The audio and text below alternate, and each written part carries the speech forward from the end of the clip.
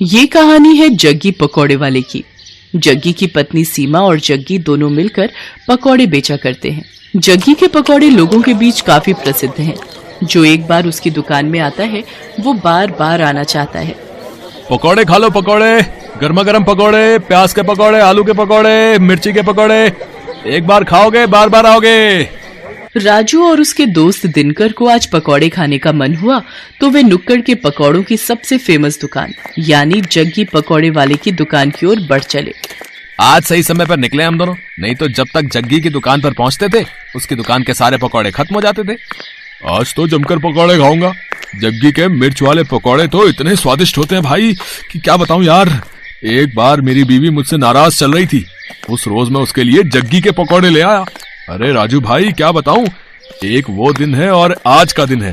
मेरी बीवी मेरे से ऊंची आवाज में बात तक नहीं करती, नाराज होना तो छोड़ ही दो। राजू और दिनकर बातें करते हुए जग्गी की दुकान के बिल्कुल नजदीक पहुंच गए थे।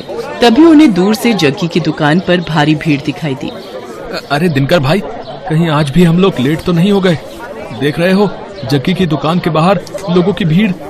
दिनकर दुकान की ओर देखता है, लेकिन एक बात उसे अजीब सी लगती है। उसने देखा कि दुकान के बाहर जितने लोग थे लगभग सभी के हाथ में डंडे थे, कुछ ने पत्थर भी उठा रखे थे। अरे राजू भाई, भीड़ तो दिख रही है, लेकिन भीड़ में लोगों ने डंडे और पत्थर क्यों उठा रखे हैं?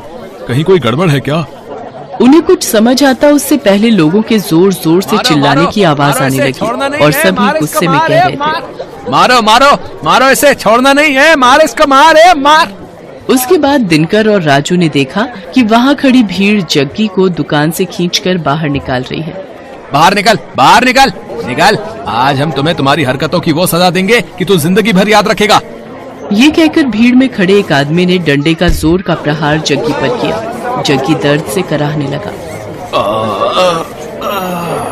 उसके बाद तो कई लोग डंडे से उसे मारने लगे। उसके सिर से खून निकलने लगा। वो लोगों के आगे हाथ जोड़कर माफी मांगने लगा।